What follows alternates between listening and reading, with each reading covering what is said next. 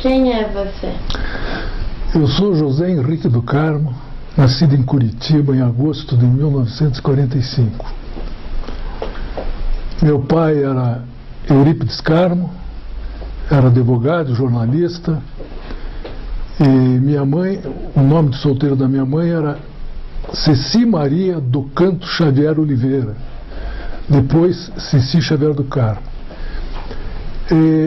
A minha experiência familiar, na realidade, acabou me orientando na vida, como a maioria de nós. Meu pai era jornalista e trabalhava no Ministério do Trabalho, era advogado, e em casa eu tinha muito convívio com conversa de natureza política.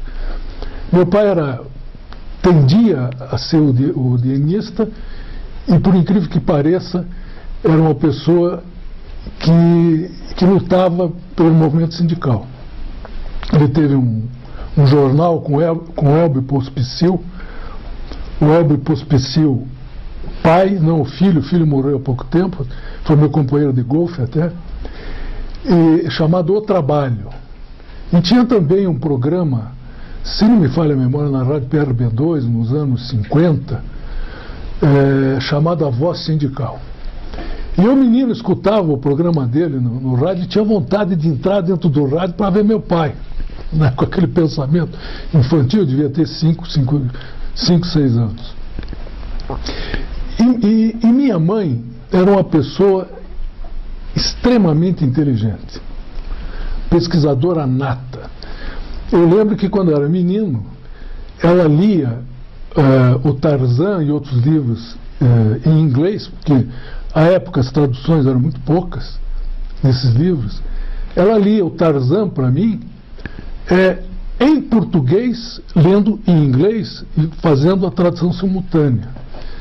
Era uma pessoa extremamente curiosa com as coisas. Uma genealogista de mão cheia, estudiosa de genealogia. Então esse ambiente familiar, de certa forma, me trouxe algumas características. Talvez a característica crítica do meu pai, e principalmente de natureza política, a retidão do meu pai era uma coisa incrível em termos de comportamento moral, de rigidez, de caráter, né? E minha mãe é aquela pessoa curiosa, estudiosa, muito firme, né? Até aconteceu uma coisa curiosa com a minha mãe. Minha mãe era muito católica, extremamente católica, rezava o terço e tal.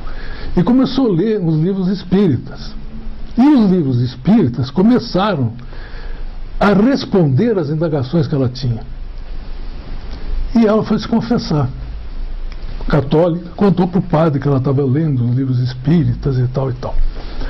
Aí o padre disse a ela: a senhora traga os livros que a senhora está lendo, que nós vamos queimá-los. Aí minha mãe não titubeou e disse para ele: entre os meus livros e a igreja, eu fico com os meus livros. Aí ela rompeu, vamos dizer, não com a fé dela, continuou frequentando a igreja, tendo a sua fé, mas rompeu com certos procedimentos da Igreja Católica. Eu, de certa forma, quando isso aconteceu, eu devia ter uns 14, 15 anos. E eu, de certa forma, herdei um pouco essas coisas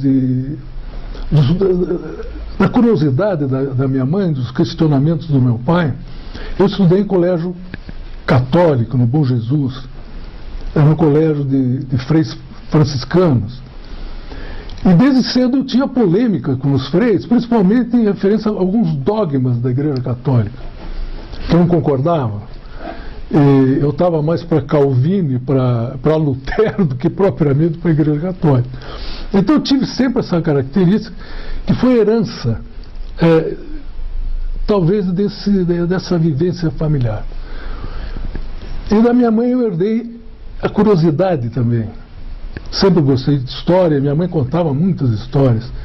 Contava, por exemplo, que o tio-avô dela, que é meu tio bisavô, o Francisco Marques Xavier, Chicuta, que era o apelido dele, tinha sido herói da Guerra do Paraguai. Ela me contava, o Francisco Marcos Xavier e tal. O interessante disso é que o Francisco Marcos Xavier, o coronel Chicuta, que foi herói da Guerra do Paraguai, nasceu em Campo Largo. Quer dizer, poucos paranaenses sabem que o homem que encerrou a Guerra do Paraguai com o aprisionamento do general Cabaleiro no Paraguai foi um paranaense, se bem que ele saiu daqui aos 6 anos e foi com a família para Passo Fundo, onde montaram uma fazenda chamada Três Capões. Mas eu estou contando isso porque esse era o meu ambiente familiar. Muito bem. Saí do científico, e naquela época era clássico e científico. O clássico era para fazer direito, o científico era medicina ou engenharia. Então tinha aquela titulação: ou você era engenheiro, ou você era médico, ou você era advogado. Eu ia fazer engenharia. Mas na época eu estava fazendo CPUR e a coisa estava muito corrida, eu estava fazendo cursinho para engenharia. Eu resolvi fazer economia nesse ano que eu estava no CPUR. Eu digo: não, eu faço economia esse ano que vem eu faço engenharia. E passei no curso de economia e me identifiquei com o curso. Pelas ideias que eu tinha, pela forma como eu pensava a respeito da vida, acabei me adaptando muito bem no curso de economia. E fiz o curso de economia. E no curso me envolvi com a política estudantil. Na época, o politicamente correto era ser de esquerda. Era a época da ditadura, isso é em 1900, logo na entrada da ditadura, em 1965. E aí tive experiências bastante interessantes. Fui eleito vice-presidente do diretório. O presidente era o Martim Lu, o China, que era um rapaz muito inteligente. A família tinha fugido da Revolução na China. O pai dele tinha sido general. E ele era uma pessoa extremamente inteligente. Então o Martim Lu era o presidente do diretório, eu era um dos vice-presidentes. E durante a gestão, o PLADEP, que era um órgão do governo do Estado, que depois deu origem à CODEPAR e mais tarde deu origem ao PLADEP, fez uma pesquisa de levantamento industrial do Estado do Paraná. E o Martim Lu se envolveu com essa pesquisa, acabou pedindo demissão do diretório, e eu acabei assumindo a presidência do diretório. E aí tive algumas experiências, eu diria as primeiras experiências políticas que eu tive, que eu não, por formação, eu não fechava com o chamado movimento de esquerda, né, que era o chamado movimento estudantil. Então, na presidência do diretório, eu procurei fazer o melhor restaurante de Curitiba, e era o restaurante do Diretório Acadêmico Visconde de Mauá, e procurei aparelhar o diretório para reproduzir apostilas, material para os estudantes, etc. E aí tive experiências super interessantes. Por exemplo, questão do restaurante. Os outros diretórios acadêmicos, inclusive a UP, que na ocasião tinha o Roberto Requião como presidente, se não me engano, eles passaram a fazer uma comida bastante sofrível para ter os estudantes como forma de convocar os estudantes para passeatas e para o movimento. O estudante mal alimentado, revoltado, era de fácil manobra para fazer as passeatas contra a Revolução, etc. E outra experiência que eu tive também, vamos dizer, dessa minha boa vontade em favorecer os estudantes, é que a sala de repografia que eu montei no diretório durou uma semana, porque o pessoal da esquerda assaltou o esquema lá de reprografia e levou o mimeógrafo, levou tudo, né? E eu lembro disso, hoje até acho engraçado, que um deles, depois eu soube quem tinha sido, eles roubaram para fazer panfletos, né, do movimento de esquerda. E até um deles, eu não vou citar o nome, é uma questão até de ética, ele levantava às 3 horas da manhã todo dia para escutar a Rádio da Havana. Então era esse o ambiente que eu vivi na universidade. Me formei, meu pai sofreu um acidente no dia da minha formatura, viria a falecer, quando estava indo para a minha formatura, viria a falecer uma semana depois. Então a minha formatura foi uma coisa que me marcou muito, né? Porque por um lado era uma festa e para mim, por outro lado, era uma situação trágica. Bom, me formei, fiz concurso para Telepar, passamos, era um concurso para economista na Telepar, era um time muito grande. Eu passei em primeiro lugar empatado com outro economista. E o critério de desempate, obviamente, acabou sendo político. Ele era ligado ao Ney Braga, o Ney Braga era governador na época, e ele acabou sendo indicado. E a mais que vem para bem, né? Porque anos depois a Telepar foi privatizada e, naturalmente, o pessoal que estava lá passou a curtir as suas dificuldades. Bom, frustrado com o concurso da Telepar, eu nunca mais na minha vida fui fazer concurso. E fui para o Citibank. E no Citibank montei um setor que era um setor de estudos e pesquisa, que para mim foi uma experiência de vida espetacular. Você trabalhar numa empresa que tem tudo absolutamente programado.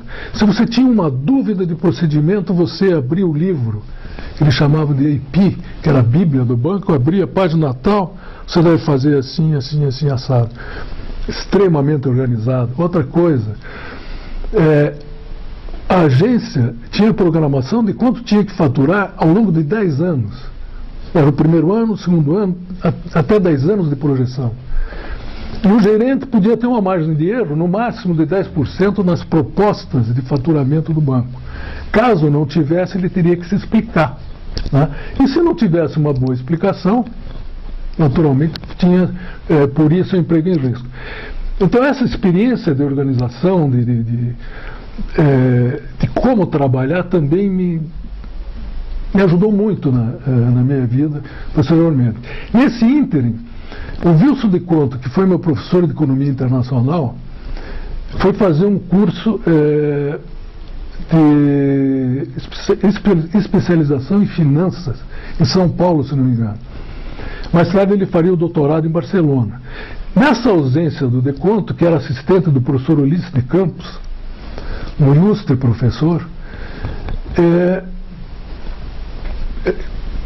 saiu, foi a São Paulo e o Ulisses de Campos me convidou para substituí-lo. Eu era recém-formado, isso foi em 1970, eu tinha me formado em 69.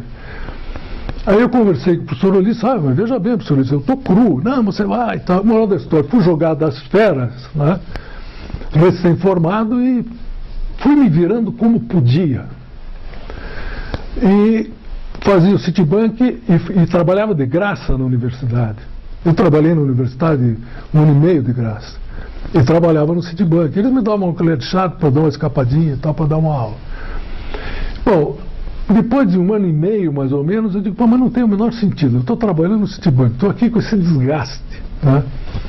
E eu lembro que antigamente, antes da reforma feita pelos militares, com a Revolução, existia o professor titular e o professor assistente. Então o titular dava uma aula e o assistente lentamente ia tomando conta da situação para se tornar um professor, né? E nessa época não, jogavam. Eu fui jogado às feras, os meus colegas também, substituindo professores, muito bem. Passado esse tempo, 1 ano e meio mais ou menos, um dia eu cheguei e disse, hoje eu vou conversar com o professor Ulisses e vou dizer para ele que vou parar, porque não tem sentido eu estar trabalhando de graça, está me atrapalhando a minha atividade no banco. Quando eu entrei na sala, ele olhou para mim e disse, professor, o seu contrato saiu hoje. Aí eu fiquei sem jeito, que agora eu vou dizer para ele que eu vou sair, né? Então, quase que por acidente, eu me transformei professor da Universidade Federal do Paraná.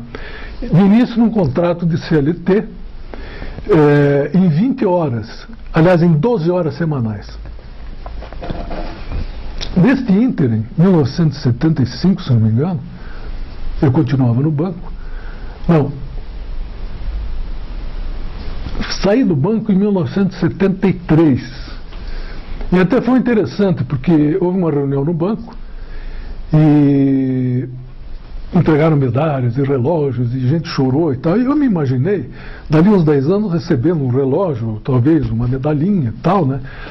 E pensei, daqui a 20 anos eu vou estar no banco. Bom, se eu for para a direção do banco, a alta direção, eu fico, senão eu vou perder o emprego. Eu vou cair fora daqui. E nesse ínter eu recebi uma proposta de bolsa da Organização dos Estados Americanos para fazer um curso na Fundação Getúlio Vargas, do Rio de Janeiro. E o banco queria me transferir para São Paulo. Até o dia que disse, olha, eu vou sair, eu estou com uma proposta aí para ir para ser bolsista da UEA e tal. Ah, mas nós vamos transferir você para São Paulo. Então, isso na década de 70. E eu pensei, para São Paulo eu não vou. Que na época já era muito mais encrencado do que Curitiba. Agora imagine hoje você ir para São Paulo. Né? E saí do banco. Saí, fui para a Fundação Getúlio Vargas, fiz um curso de em torno de 8 meses na Fundação. Foi uma experiência muito boa, porque como era um curso casado com a Organização dos Estados Americanos e com a Fundação Getúlio Vargas, eu tive a oportunidade de ter aula com professores ligados à Organização dos Estados Americanos de altíssimo nível. Para você ter uma ideia, um deles tinha 2 doutorados, o outro tinha doutorado e uma experiência na América Latina fantástica. Então o curso foi muito bom. Fui professor do Mário Henrique Simos, fui aluno do professor Mário Henrique Simos e de outros expoentes da época, né? Então foi uma experiência bastante interessante. E volto para Curitiba, assumo novamente a cadeira de Economia Internacional, que era a cadeira do Deconto, na universidade, e sou convidado para trabalhar no Estado, na Secretaria de Planejamento. Então eu continuava com 2 horas semanais e trabalhava na Secretaria de Planejamento, inicialmente com o Moreira, que agora me escapa o nome completo dele, que foi o primeiro secretário de Planejamento do Paraná. Logo depois entrou o Belmiro Alverde, com quem eu trabalhei há alguns anos. Isso em 1975, eu saí da FGV em 73, final de 73, dezembro. Em 75 saiu a reforma universitária, proposta pelo regime militar. E eu dava aula, para você ter uma ideia, se criou um sistema de pré-requisitos e correquisitos, enfim, um sistema copiado das universidades americanas, que funcionam dessa forma porque tem ofertas de disciplinas o dia inteiro. Quer dizer, uma disciplina que é ofertada de manhã pode ser ofertada de tarde. Então, o cumprimento de pré-requisitos e correquisitos na Universidade Americana são relativamente fáceis. Primeiro porque a disciplina é paga. Tá? Embora se diga que a Universidade Americana é paga, ela não é só paga por alunos, ela recebe contribuições do Estado e contribuições da iniciativa privada e dos alunos que pagam o curso. E aquela reforma é uma coisa completamente inadequada para o Brasil. E eu, vivendo aquilo na universidade, vendo as dificuldades, a falta de professores, eu tinha 12 horas de contrato, estava 20 horas aula e trabalhava também na Secretaria de Planejamento. Aí, dentro daquele velho espírito herdado do meu pai e da minha mãe, eu peguei e resolvi fazer uma crítica à reforma universitária. E fui para o jornal, na época era o Diário do Paraná, se não me engano, era o Diário do Paraná, e dei uma entrevista criticando o processo de reforma universitária. E à noite fui no jornal corrigir a matéria. Então no outro dia saiu no jornal. Bom, no outro dia o reitor me chama na sala dele. E eu era assistente do Ulisses de Campos, tá? Na época. O Ulisses de Campos foi promotor militar, ele trabalhou na Justiça Militar, é uma criatura fantástica.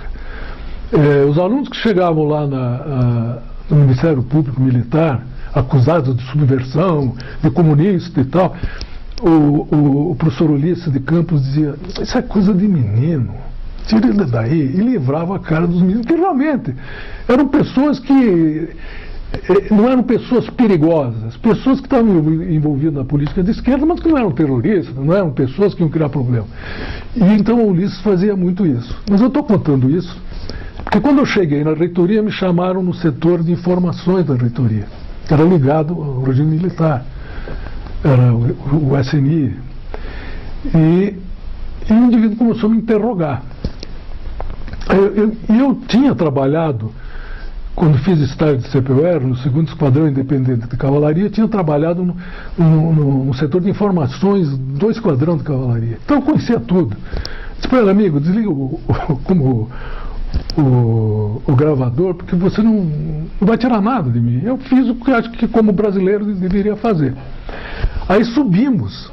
A sala do Serviço de Informações era embaixo na sala do reitor. Aí subimos para a sala do reitor, que era o professor Teodócio Chaterino, que era um ilustre professor, e o professor começou a gritar comigo.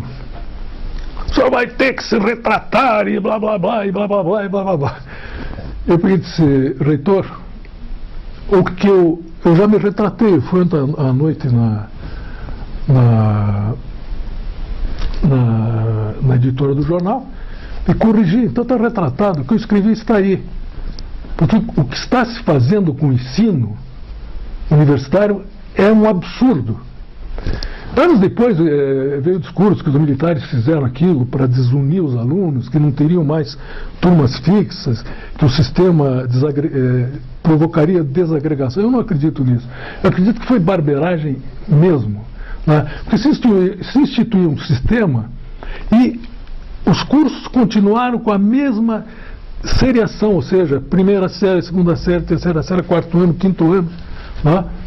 Com as disciplinas amarradas, é um verdadeiro absurdo. Anos depois, quando eu fui para o reitor, depois eu conto essa história, eu pude fazer um estudo e mostrar o absurdo que era essa reforma universitária. Bom, mas nesse ínterim, trabalhando já na Secretaria de Indústria e Comércio, a convite do Fernando Fontana, no governo do Ney Braga. Aliás, antes disso, com o Luiz Gonzaga Pinto, na Secretaria de Indústria e Comércio, que eu trabalhei, fui assessor dele. Ele era engenheiro de Minas, formado em Ouro Preto, e era ligado ao Carnê, ele era secretário do Carnê na época. E havia uma preocupação de criar uma coordenação de geologia no Paraná, porque o Paraná recebia um imposto único sobre minerais, e o Paraná tinha atividade mineral relativamente importante, tinha Prumbo em Adrianópolis, que era uma indústria de chumbo, né, que tinha um faturamento grande, e o imposto único sobre mineração recolhido sobre as atividades minerais, o Paraná não tinha aproveitamento porque esses recursos eram, por lei, destinados exclusivamente à exploração mineral e à pesquisa mineral. E havia uma preocupação em se criar uma empresa no Paraná, enfim, uma instituição que pudesse gerir esses recursos. E na época eu fui da Secretaria de Planejamento, era o Belmiro, o secretário, eu fui por Ipares para fazer um projeto de desenvolvimento do litoral e Alto Ribeiro. Alto Ribeiro é Adrianópolis, Cerro Azul, a área que tinha grande produção de minério, principalmente de minério de chumbo. Então, nesse trabalho, eu consegui mostrar a importância daquela área, mesmo do litoral, algumas áreas, para a pesquisa mineral. Foi um trabalho muito interessante, porque eu fiz um sistema de PERT-CPM, que na época era uma novidade, era o que a NASA usava para desenvolver os tempos de produzir foguetes e produzir, enfim, os lançamentos, as conquistas espaciais. E a Luzia Pires Ramos, de Paranaguá, era engenheira, era economista também, uma pessoa brilhante. Passou em todos os concursos que fez na vida. O último concurso que ela fez, que eu tive notícia, era do Banco Central, e que ela estaria no Banco Central faz anos que eu não vejo. E a Luzia fez o meu projeto de pesquisa em PERT CPM foi muito criticado na época. Sabe, mas como que você vai fazer um projeto de pesquisa em PERT? Tá, isso não existe, tá, a moral da história. No dia que terminava o PERT, eu entrei na sala do presidente, que agora me escapa o nome dele, e pus em cima da mesa dele e disse: olha, a data terminou hoje, está aqui, entreguei. Mas isso eu estou contando, mas com uma experiência muito interessante, que também era herança lá, do que eu aprendi com os americanos no Citibank. Muito bem. E neste trabalho, eu fiz um resumo executivo. Foi um trabalho de 3.600 páginas, envolvendo equipes multidisciplinares, matemático, economista, sociólogo, engenheiro de minas, geólogo, desenhistas, que na época se desenhava mesmo os mapas geológicos. E fiz um resumo executivo. Por quê? Porque a maioria dos trabalhos que o IPARDES fazia na época, o Instituto Paranaense de Desenvolvimento Econômico e Social, apresentavam aqueles calhamaços que os políticos não leem. O político não vai pegar um calhamaço de 3.000 páginas e ler. Então eu fiz um resumo executivo, coisa que eu aprendi com os americanos também. E dizia lá o chefe da divisão de estudo do banco: 2 páginas é relatório de guerra nuclear. Ou seja, os relatórios tinham que ser precisos. Por quê? Para ter produtividade, para o indivíduo ler, saber o que é, sem perder muito tempo. E isso eu entreguei para o Belmiro o projeto, foi muito elogiado na época, e ele levou para o Canet o resumo do projeto, e nesse resumo eu propunha a criação de uma empresa que passasse a gerir o imposto único sobre minerais. E obviamente que ele encampou a ideia, o Luiz Gonzaga Pinto, que era o secretário dos Comércios, também encampou, só que não havia ambiente político para se tentar fazer essa empresa. E através de várias publicações que eu preparei para os jornais, nós fomos preparando o ambiente, mostrando que o Paraná tinha produção de calcário para cimento, tinha produção do talco na região de Ponta Grossa, tinha potencialidade para o ouro em Campo Largo, que tinha produção de minério de chumbo no Alto Ribeira, que havia possibilidade de produção de minério de titânio com as areias do litoral, enfim. E finalmente foi mandado para a Assembleia o projeto e foi aprovado a Minerais do Paraná. A Mineropar, que prestou e presta até hoje serviços relevantes na área de pesquisa mineral e de apoio a atividades que necessitam de parceiro geológico, de apoio geológico. E foi criada a Mineropar. E eu continuava na universidade, agora em 20 horas, porque tinha acabado o regime de 12 horas, eu continuava na universidade. Aí fui para a Mineropar, trabalhei na Mineropar um ano e pouco, e vi que o ambiente, eu como economista, naquele ambiente de geólogos e tal, eu estava meio fora, peixe fora d'água, né? Aí saí da Mineropar e fui para a Secretaria de Indústria e Comércio e trabalhar com o Fernando Fontana. O Fernando Fontana, um homem brilhante, um sujeito que tinha ideias, um sujeito evoluído. Isso já era governo do Ney Braga. E nessa ocasião,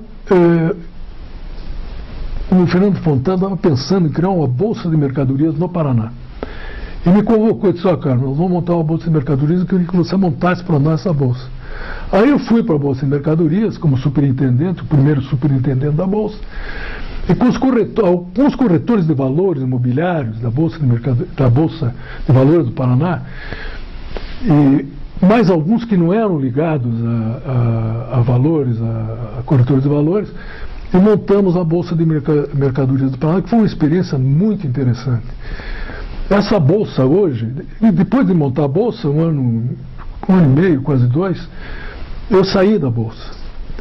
E a bolsa hoje, ela faz parte, ela é associada à Bolsa Brasileira de Mercadorias, é uma agência da Bolsa de Mercadorias, essa Bolsa de Mercadorias do Paraná, e faz parte da Bolsa de Mercadorias de Futuros e Bovespa, né? ou seja, a Bolsa de Valores de São Paulo. E faz parte desse conjunto de operações de compra e venda de mercadorias, principalmente commodities, né? Operações futuras, que hoje é o futuro da agricultura, essas operações de futuro, que são as operações que garantem seguro a produção agrícola, né? Por exemplo, nos Estados Unidos, é o setor privado que garante o seguro das safras, através dessas operações de mercado financeiro futuro, de compra e venda futuro. Então, é uma coisa que me traz alegria saber que eu consegui contribuir com um pouco daquela experiência que eu obtive na Fundação Getúlio Vargas para montar essa Bolsa de Mercadorias do Paraná. Logo após eu fui indicado para ser representante do governo do Estado do Paraná na Junta de Administração do Banco Regional de Desenvolvimento do Extremo Sul, BRDE. Fiquei lá até o final do governo Ney Braga. Depois, voltei para a Secretaria de Planejamento e nesse ínterim houve eleição para reitor. E o Riad Salamuni foi eleito reitor. E eu conheci o Riad Salamuni das minhas lides de geologia. Eu gostava muito dele, ele gostava muito de mim. E ele eleito me convidou para ser pró-reitor de planejamento. O Riad era uma pessoa que tinha sido do Partido Socialista, era uma pessoa de pensamento progressista, embora não fosse absolutamente radical, ele pertencia aos quadros do PMDB, me convidou. Mas ele fazia parte do movimento dos professores, a grande maioria dos líderes do movimento dos professores eram pessoas ligadas à esquerda. Ou porque eram pessoas do setor de humanas da universidade, sociologia, educação, etc., ou da biologia, né? Que eram pessoas, vamos dizer, mais distantes um pouco da realidade econômica do mundo, né? E eu passei a fazer parte desse grupo, obviamente que talvez um pouco fora do esquema, eu diria assim. Eu brincava com o Salamuni. Eu já percebi que você quer fazer uma administração violino, segurar com a esquerda e tocar com a direita. Eu brincava com ele. Bom, e comecei a fazer um trabalho na pró-reitoria, e aí até gostaria de lembrar o que eu falei anteriormente da reforma universitária.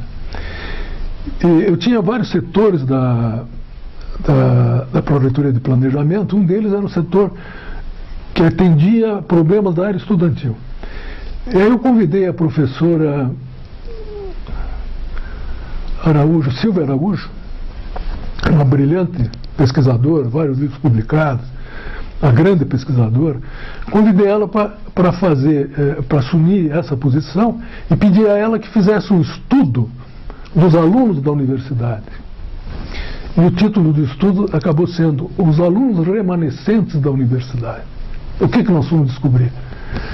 Que havia alunos que estavam 12 anos na universidade, 13 anos, 9 anos, exatamente devido àquela amarração de pré-requisito e correquisito, que o indivíduo reprovava, não podia ir para frente fazer disciplinas, tinha que voltar atrás para fazer as outras. Então virou uma bagunça, né? E não tinha mais jubilamento, não se fazia mais.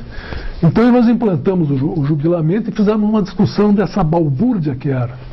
E fomos descobrir, por incrível que pareça, que tinha um aluno da engenharia que estudava engenharia desde 1941. E quando queriam pôr ele para fora, ele entrava na justiça, pegava uma liminar e continuava estudando. Então são coisas dessa natureza, né, que me mostraram como era gerida a coisa pública, né? O abandono, eu diria. Como é que se pode permitir um aluno que tem custo para a sociedade ficar 12 anos, 13 anos, 14 anos dentro de uma universidade sendo bancada pelo povo, ocupando vagas, né? Mas, ao mesmo tempo que eu assumi a pró-reitoria de planejamento, o Salamuni me chamou um dia e disse: Carmen, eu quero que você assuma a superintendência da Fundação da Universidade para o Desenvolvimento da Pesquisa, Cultura, que é a FUNPAR. Eu digo, uma sala muito... Não, eu quero que você assuma porque é muita balbúrdia, está se falando muita coisa lá. Eu digo, tudo bem, Salomão, eu vou acumular aí, mas não sei se é muito legal, mas tudo bem, vou acumular e vou fazer. E fui para a fundação. O José Henrique Pop entrou como diretor de cultura, se não me engano.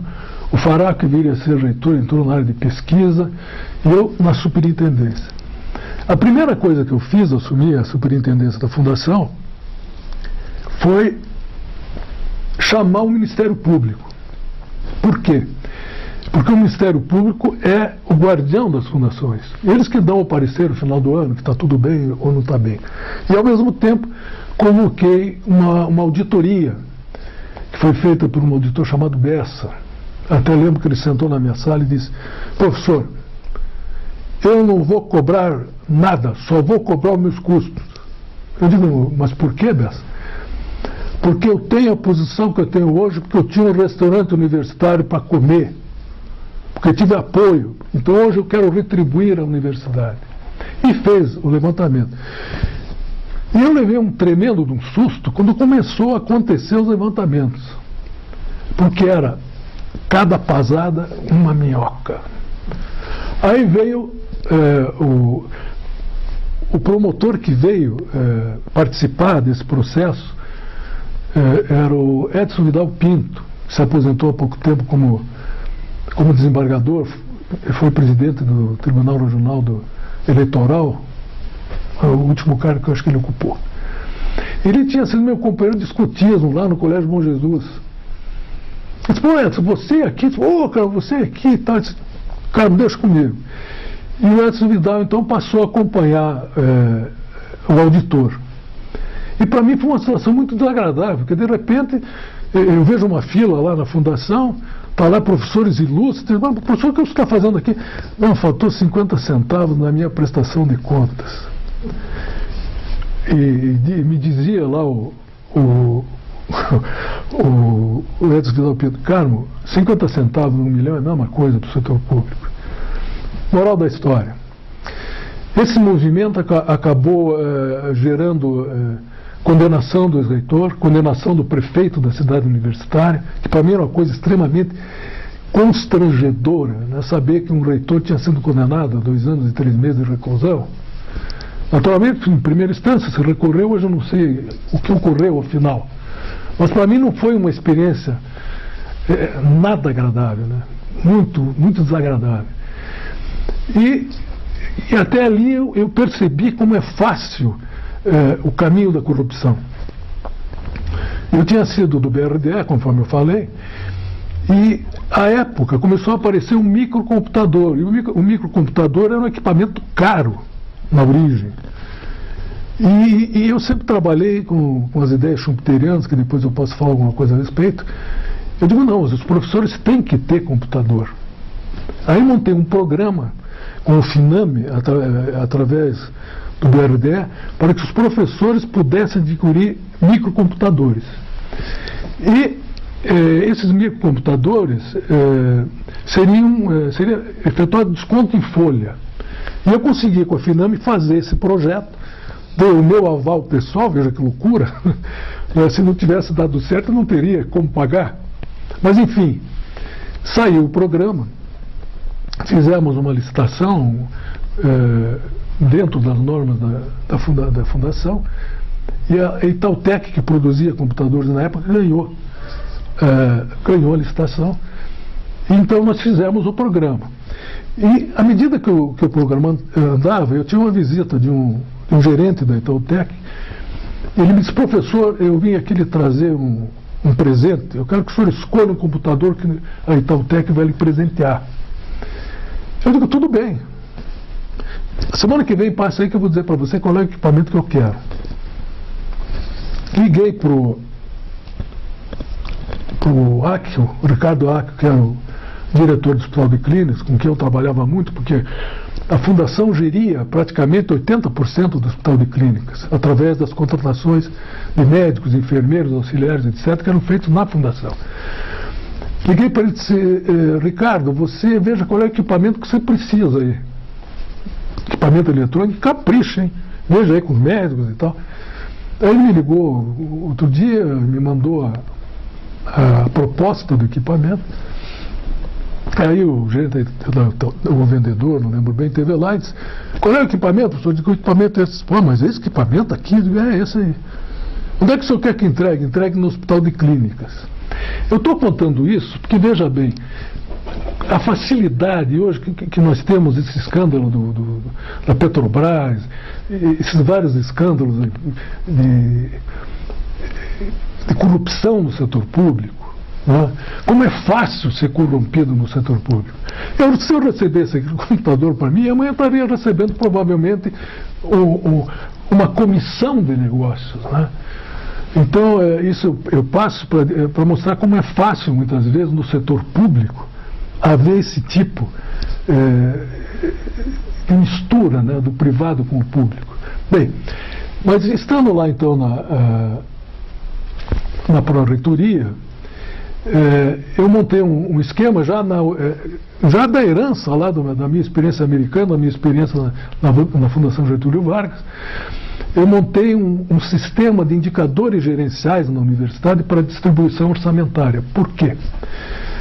Porque tinha, por exemplo, o setor de biológicas da universidade estava lá em penúltimo lugar em dotação orçamentária. Ora, o setor de biológicas era um setor altamente equipado em laboratório, tocava mais de 40%, 50% do curso de medicina era tocada lá no setor de biológicas. Então, eu montei um sistema de indicadores gerenciais para distribuir as verbas de acordo com as efetivas necessidades dos setores, não porque o diretor tinha mais força política junto ao reitor ou junto às entidades federais, era fazer a coisa como deveria ser feita. E implantamos isso. Eu até lembro que na época, por exemplo, montei um programa de recuperação de equipamentos ópticos na universidade. E era estarrecedor a gente ver o estado das lupas, dos microscópios da universidade. E fizemos um programa, mas esse programa levaria no mínimo 5 anos para ter a recuperação total dos equipamentos da universidade. E nessa época também eu tive experiência de ver o que é, muitas vezes, o servidor público tratar a coisa pública. Por exemplo, goteira em cima de computador. Um indivíduo, em vez de jogar uma lona plástica dessas que custa aí R$1, 3 metros, 4 metros, em cima do computador, não mexia. Goteira em cima do computador, queima o computador, porque ele provavelmente dizia: não é meu. Né? Então essas experiências eu tive. E quando estava na Pró-Reitoria, eu também fiz algumas auditorias na universidade. E me surpreendi, por exemplo, com a imprensa universitária fazendo serviço para fora. Em vez de fazia para a universidade, mas fazia para fora também e cobrava por fora. Né? No Hospital de Clínicas nós fomos descobrir compras de medicamentos para atividade médica. Por exemplo, tinha um estoque de fio de sutura que daria para 5, 6 anos, mas o fio de sutura já tinha passado da data de validade. Agora, por que compraram aquela enormidade de fio de sutura? Fácil explicar. Né? Em vez de comprar X, compra Y e provavelmente leva alguma vantagem nessa compra de Y. Então, eu vi muito dessas coisas na universidade. E no Hospital de Clínicas, o Ricardo Arco teve um trabalho fantástico de moralizar, de arrumar, ele na fundação e ele no Hospital de Clínicas. Ele fez uma reforma no Hospital de Clínicas, melhorou muito as atividades no Hospital de Clínicas. E eu saí da fundação, continuei na Pró-Reitoria, e saí da fundação até por uma diferença com o Ricardo, porque houve uma greve enorme dos servidores da fundação no Hospital de Clínicas. E eu fiz um acordo com o sindicato de acabar com a greve, conseguimos acertar alguns detalhes que eles queriam, e prometi aos dirigentes sindicais que trabalhavam no hospital a garantia do emprego deles. E para minha surpresa, o Ricardo Acre demite um deles. Aí eu liguei para o Ricardo e disse: Ricardo, não foi isso que eu combinei, lamentavelmente vou sair agora do assunto porque eu estou fora. Daí saí da fundação. Logo depois eu pediria também demissão da Pró-Reitoria de Planejamento. Por quê? Porque a minha atividade dentro da universidade ganhou tanto espaço que provavelmente eu ia ser o candidato a reitor. E não fazia parte do time, né, do chamado movimento dos professores. E começou a haver pressões em cima do Salamuni para ele me tirar. Eu era muito amigo do Salamuni. Aí um dia eu tive um reunião com o Salamuni e disse: Salamuni, eu não vou te criar problema. É o teu time, eu fiz o que eu tinha que fazer, eu vou sair. Aí assumiu a pró-reitoria uma professora do setor de educação, e todo aquele projeto que tinha sido armado, que tinha sido feito, de organização da universidade, foi para água abaixo, porque a coisa virou política. Então o setor de humanas passou a receber mais, e o setor de biologia já começou a ser prejudicado, enfim, virou política, né? E política partidária até, dentro da universidade. E eu fui para o Conselho Universitário. E lá no Conselho Universitário convivi com o pessoal mais à esquerda, né? E via, por exemplo, o professor Torinho. Isso foi uma reunião do Conselho Universitário. O professor Torinho, que era diretor das Ciências Agrárias, fez um convênio com a New Holland. Estava tentando fazer um convênio para pôr as máquinas da New Holland na fazenda da universidade. E a turma da esquerda, absolutamente, vá de retro Satanás, capitalismo aqui não, isso aí não pode e tal. E um dos indivíduos, que eu não vou citar o nome, era um médico, fazia parte dessa turma mais à esquerda, né, que meritocracia jamais na universidade, coisas do gênero. Ele fez um discurso contra e tal, só que ele não sabia que eu sabia que tinha sido superintendente da fundação, que ele tinha um convênio assinado com a Kellogg's americana, ele pessoalmente, numa pesquisa que ele fazia, né? Então eu estou contando isso para ver a incoerência, né? A falta de lisura no comportamento político. Aí eu disse a ele: professor, o senhor parece que esqueceu que o senhor tem um convênio com a Kellogg's, que é uma multinacional americana.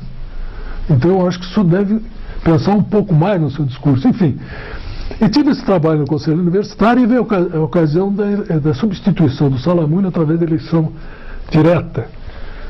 E o Salamuni foi o primeiro reitor eleito diretamente. O Torinho me chamou, aliás, quando eu saí,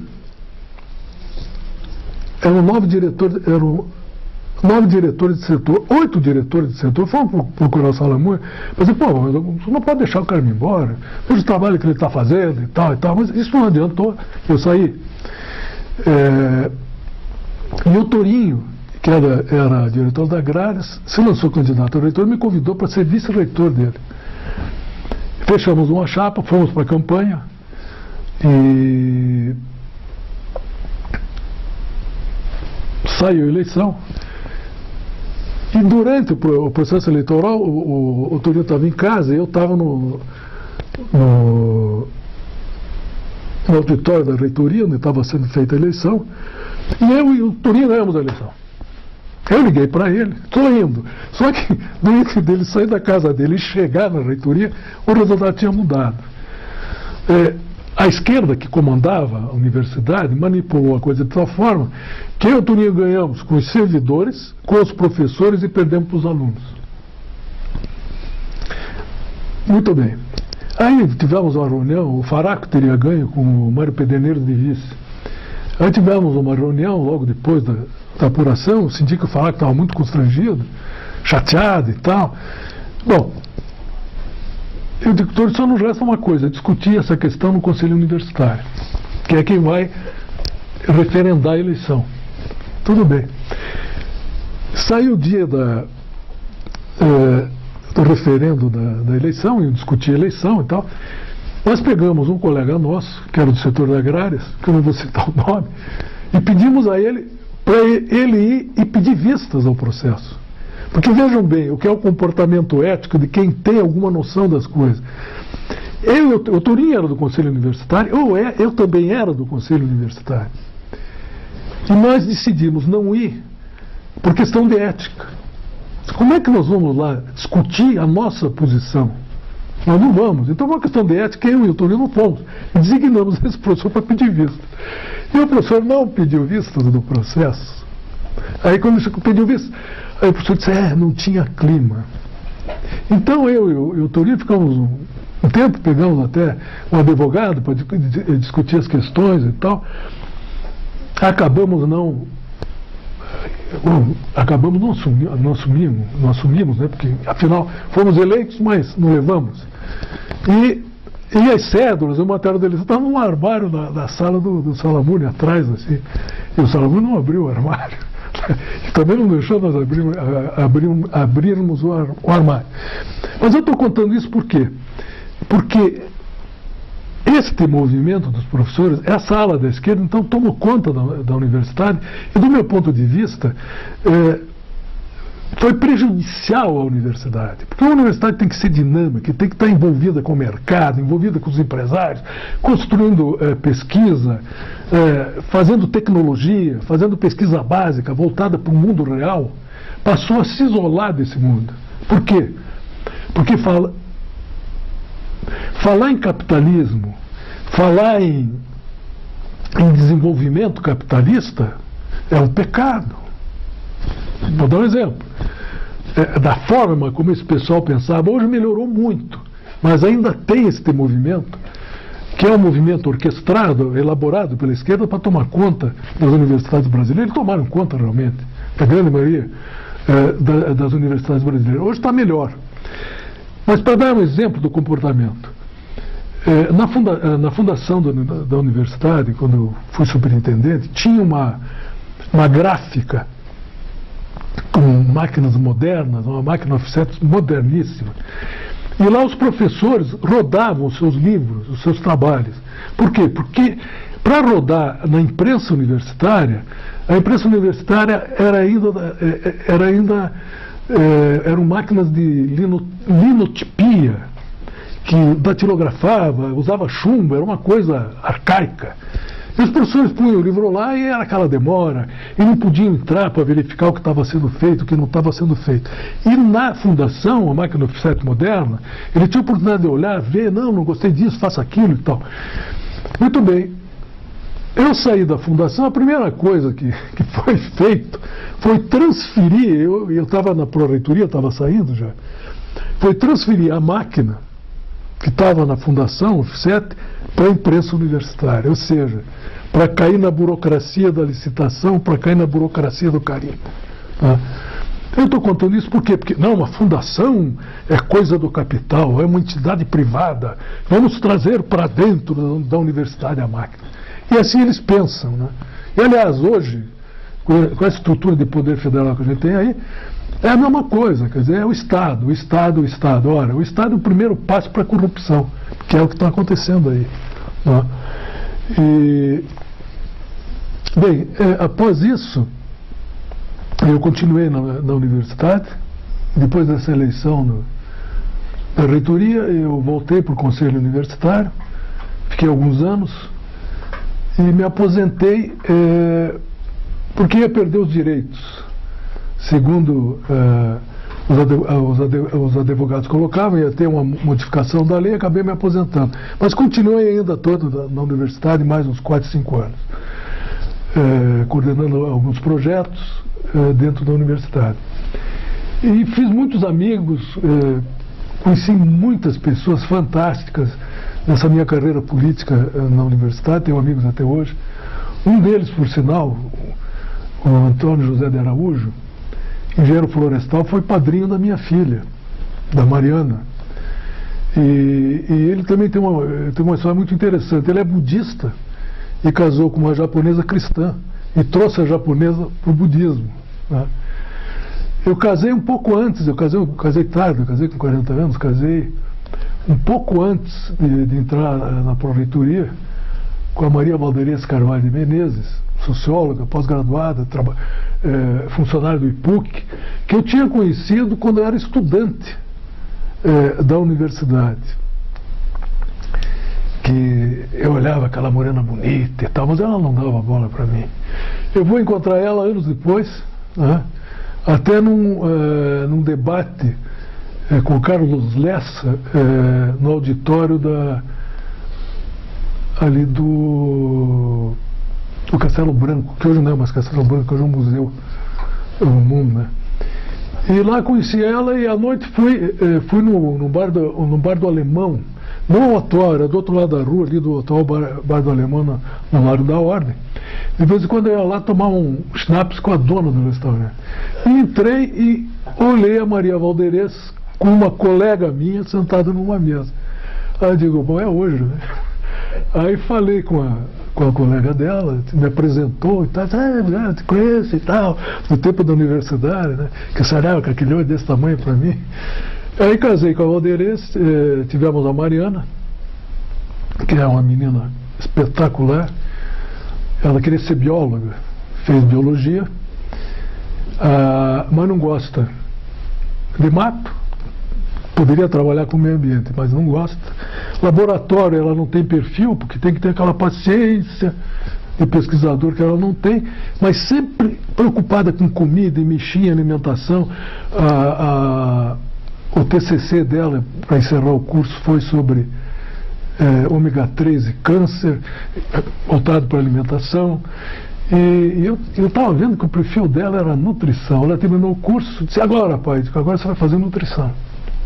É mesmo, veja bem, e ela foi, e é o curso da vida dela. Hoje ela é nutricionista, está trabalhando, feliz da vida, fazendo o que gosta, que é o que eu dizia para os meus alunos quando eu dava aula. Vocês têm que fazer o que vocês gostam. Se você gosta de apertar parafuso, vá nessa que você vai ser o maior apertador de parafuso da face da Terra. Não façam coisas que vocês não gostem, porque vocês vão ser infelizes. Vão ter, talvez, dinheiro e infelizes. Então a Mariana, graças a Deus, conseguiu achar o campo de atuação dela. Hoje é uma pessoa, uma profissional competente, herdou do pai, que herdou do avô e que herdou da avó aquela firmeza nas coisas que se propõe a fazer. E aposentado eu comecei a pesquisar genealogia, porque a minha mãe, conforme eu tinha dito na origem, ela era uma pesquisadora de genealogia de mão cheia, pesquisava muito. E pesquisou parte da família do meu pai. Ela fez uma viagem por interior do estado do Rio, meu pai era fluminense, nasceu em Duas Barras, que é uma cidadezinha perto da cidade de Cantagalo, no estado do Rio. E ela foi lá e pesquisou parte da história da família do meu pai. E eu resolvi retomar essa pesquisa. E acabei descobrindo N coisas. E nesse ínterim de eu estar pesquisando, eu conheci um pesquisador fluminense, de famílias fluminenses, e mantive contato com ele, para tentar achar mais dados sobre a minha árvore genealógica por parte de pai. E ele me comunicou que tinha um senhor com o mesmo sobrenome que eu, Romualdo José do Carmo, que também estava procurando determinado parente. E que ele me indicou a esse indivíduo, a essa pessoa, para que ele mantivesse contato comigo, para ver se eu poderia responder as indagações que ele teria. E esse senhor entrou em contato comigo. Aí começamos a trocar e-mail e tal. Esse senhor era médico, pesquisador do Instituto de Biofísica da Universidade Federal do Rio de Janeiro, já estava aposentado, um cientista registrado nas academias americanas, um cara fantástico na área de biofísica. Aí começamos a conversar e ele me disse, eu sou sobrinho neto do Júlio do Carmo. E eu disse, eu também sou. Ele disse, eu tenho uma foto do Júlio do Carmo dedicada ao meu pai. E eu disse, eu tenho um livro do Júlio do Carmo, dedicado ao meu avô, ele falou. E eu digo, eu tenho um livro também do Júlio do Carmo, dedicado ao meu avô, pelo Júlio do Carmo. Então o elo que tornou possível descobrir o parentesco, na realidade era meu primo distante, foi o Júlio do Carmo. E a gente sabia que o Júlio do Carmo tinha sido propagandista da República. Tinha sido uma pessoa de importância política no Distrito Federal e na antiga capital imperial. Aí eu comecei a pesquisar o Júlio do Carmo, conversando com ele, disse, vamos descobrir o Júlio? Vamos. Eu comecei a pesquisar, e foi uma pesquisa fantástica de 4 anos, em contatos com a Turma do Tombo, Universidade de Coimbra, enfim, Biblioteca Nacional, Arquivo Nacional, depois via internet muita coisa, grande parte via internet. Eu acabei fazendo a biografia do Júlio do Carmo. E essa biografia acabou sendo parte da história da propaganda republicana, da abolição dos escravos, ele também era abolicionista, e parte da história política da Primeira República. Tá? Eu fiz agora uma edição ampliada, porque o meu livro é 1889, a República Esperada que não chegou. Eu publiquei antes do Laurentino Gomes, porque o meu medo era publicar depois do livro do Laurentino Gomes e sair coisas que sairiam do livro dele. E ele é um escritor já renomado. Né? Eu dizia, não, você tirou do livro do Laurentino, então eu publiquei antes do livro do Laurentino. Ao ler o livro do Laurentino, o Laurentino, na Proclamação da República, ele coloca que o Deodoro teria tido uma diferença com o Silveira Martins nos tempos que o Deodoro foi presidente da província do Rio Grande do Sul. E que ele tinha tido uma diferença com o Silveira Martins na disputa dos favores de uma dama. E que o Deodoro teria perdido para o Silveira Martins a conquista da dita. Tá? Então, por essa razão, o Deodoro, a saber que o Dom Pedro II, o imperador, tinha convocado o Silveira Martins para substituir o Ouro Preto, que o Deodoro tinha derrubado, ele resolveu proclamar a República. Então eu fiz essa segunda edição ampliada para mostrar que as coisas não foram assim. É possível até que o Deodoro tenha tido uma tentativa de conquista amorosa, disputada com o Silveira Martins, mas eu acho que isso é reduzir a história e fatos históricos importantes a vulgaridades, né? Não que eu seja moralista, absolutamente, mas eu achei que a história do Brasil merecia um pouco mais de respeito.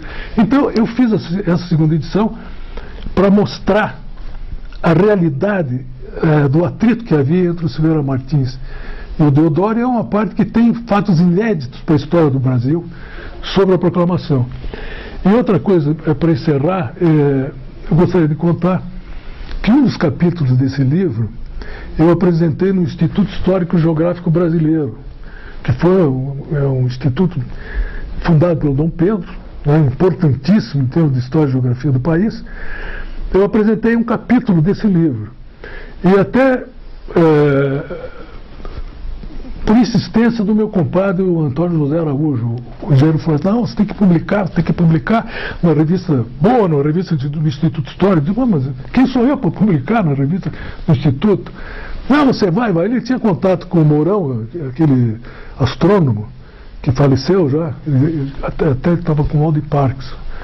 Aí me convidaram para fazer a apresentação, eu fui, apresentei no Instituto Histórico e Geográfico uma fase da história do Distrito Federal, né, no Rio de Janeiro, que foi uma crise ocorrida no Conselho Municipal, que era a Câmara de Vereadores, em 1910, envolvendo Júlio do Carmo, Rui Barbosa, enfim. E esse tema tinha sido tratado pela Leda Boechat, no livro dela, A História do Supremo Tribunal. E ela foi superficial nessa descrição, e ela fazia parte do conselho editorial da revista, faz até hoje. E eu dissequei e mostrei efetivamente o que tinha acontecido. Talvez isso tenha influenciado, e foi aprovado o tema e foi publicado na revista do Instituto Histórico Brasileiro. Mas eu, com isso, eu queria deixar uma mensagem. Que nós, paranaenses, de forma geral, nós somos muito tímidos. Nós temos muitas vezes medo de nos expor, né? E temos medo de ganhar espaço, tanto principalmente na área cultural nacional, né? Eu acho que a gente tem que romper com isso. Eu, por exemplo, quando sentei lá na Comissão de Estudos, de Pesquisas e Estudos Históricos, Cefas, Instituto do Instituto Histórico e Geográfico Brasileiro. Quando eu sentei e vi aquela plateia, Afonso Arinos de Melo Franco Filho, que é diplomata, Academia Brasileira de Letras e outras grandes figuras, eu digo, poxa, o que eu estou fazendo aqui? E eu tremi nas bases. Mas fui e apresentei. E fui brindado com essa coisa maravilhosa que foi publicar na revista do Instituto. Então eu acho que nós, paranaenses, temos que romper essa timidez, perder o medo. Nós temos aqui nesse estado gente fabulosa, pessoas espetaculares, em termos de formação acadêmica, em termos empresariais. É um povo fabuloso, um povo que é um povo de misturas, né, dos poloneses, dos alemães, dos judeus, dos árabes, né, unidos nessa coisa maravilhosa de construir esse Estado. Basta a gente percorrer esse interior aí, passear pelo interior de automóvel, olhando a maravilha que é tudo plantado, cidades organizadas, cidades limpas, né?